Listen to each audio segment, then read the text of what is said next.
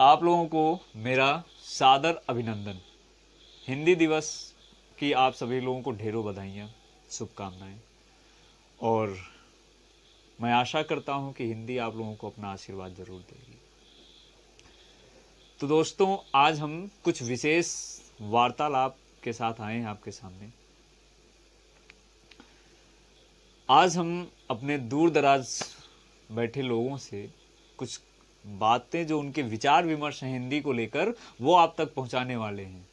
तो आइए फिर हम एक एक करके उन सभी जागरूक लोगों की विचार विमर्श की जो अभिव्यक्तियां हैं उनको देखते हैं।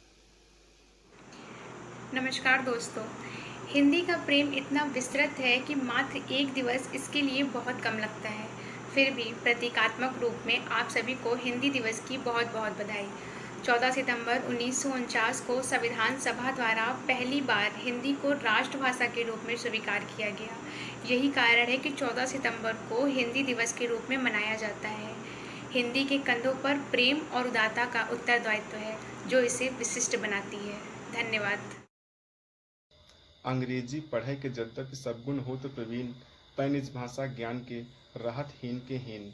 हिंदी एक ऐसी भाषा जिसमें प्रेम और सद्भावना का मिलन है, एक ऐसा मिलन जो किसी अन्य भाषा में नहीं। हिंदी जो उदारता की जननी होने के साथ साथ मानवीय स्वरूप को सरल बनाती है, एक ऐसी भाषा जिससे प्रेम करना नहीं पड़ता बल्कि प्रेम हो जाना स्वाभाविक है। यह देश के विशाल क्षेत्र को एक सूत्र में बांधने का कार्य करती है।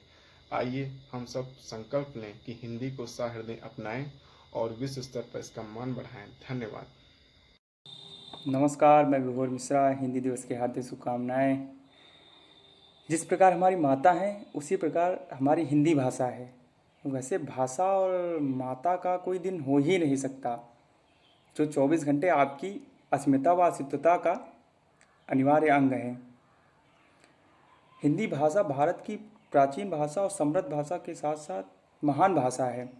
लेकिन कुछ लोग हिंदी को इतना महत्व न दे करके इंग्लिश को बहुत महत्व दे रहे हैं। तो उनसे एक ही चीज़ कहना चाह रहे हैं कि हर भाषा का अपना महत्व है, पर हिंदी में कुछ अलग बात है। आप शुक्र मनाएं कि आप भारत में हैं, तो आपको हिंदी सीखने को मिल रही है। आज मैं इतना कहूँगा कि एक चीज़ जिसके हम सभी पीड़ित हैं, भाषिक सामंतवाद। जब हम गांव में होते हैं तो हमें लगता है कि जो शहर के लोग हैं वो खड़ी बोली हिंदी में बात करते हैं और हम अवधी में बात कर रहे हैं, तो हम कम पढ़े लिखे हैं या फिर वो बहुत ज़्यादा सभ्य और कुलीन हैं। और यही बात उल्टे उन पर भी लागू होती है। उनको लगता है कि गांव में जो लोग रह रहे हैं, जो खड़ी बोली हिंदी नहीं बोल पाते हैं, वो पढ़े लिखे नहीं हैं। तो मैं कहूँगा कि कोई भी भाषा, कैसी भी भाषा हो, कोई मातृभाषा किसी की भी मातृभाषा हो, भाषा कभी भी योग्यता नापने का साधन नहीं हो सकती। यह केवल एक माध्यम है। तो कभी भी अपनी कोई भी भाषा बोलने में ना शर्माएं और ज़्यादा से ज़्यादा अपनी भाषा का प्रयोग करें। दूसरी भाषाएं ज़रूर सीखें, पर कभी भी अपनी भाषा को कम ना आंकें। धन्यवाद। हिंदी एक ऐसी भाषा है जो उदारता की जननी होने के साथ साथ मानवीय स्वरूप को सरल करती है। नमस्कार दोस्तों। हिंदी सरलता का प्रतीकात्मक रूप, जो कि मात्र एक माध्यम नहीं, साधन है प्रेम के वाचक विनिमयन का। आर्य भाषा संस्कृत ने जब अपनी उदारता का उत्तरदायित्व और उत्तराधिकारी चुना था, तो हिंदी भाषा की उत्पत्ति हुई थी। हिंदी एक ऐसी भाषा है जो जन्म से लेकर आज अपनी युवावस्था में भी निरंतर विदेशी भाषाओं से संघर्षरत है। विश्व के कई क्षेत्रों में इसका विस्तार हो जाने के बाद भी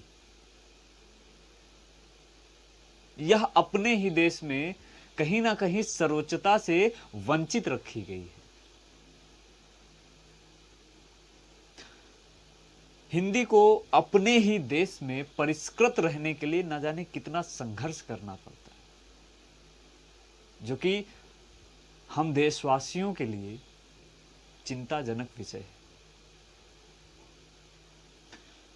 अनगिनत सूक्ष्म और विलक्षण गुणों से परिपूर्ण यह हिंदी एक ऐसी विस्तृत नदी है जिसमें मात्र स्नान से भी कवित्व की प्राप्ति हो जाती है, और इसका पान करने वाले लोग वो तो आर्य हो जाते हैं। हिंदी के सम्मान में मैं सिर्फ 4 पंक्तियां कहना चाहता हूं स्वरचित, कि हिंदी गूढ़ है, हिंदी दीर्घमान है। हिंदी गूढ़ है, हिंदी दीर्घमान है, अव्यक्ति की जननी यह भाषा महान है।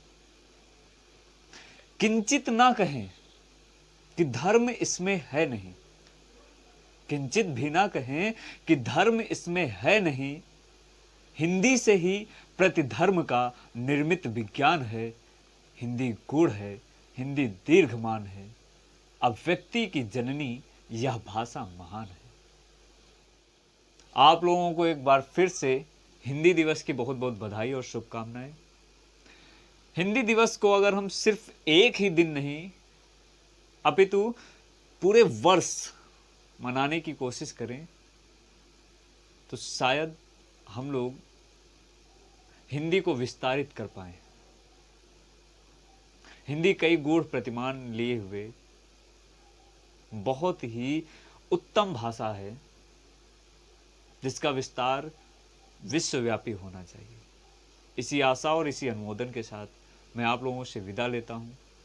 अगले वीडियो में कुछ अच्छे विषय के साथ आपसे ज़रूर मुलाकात होगी। तब तक के लिए नमस्कार, धन्यवाद। आप अपना ख्याल रखें।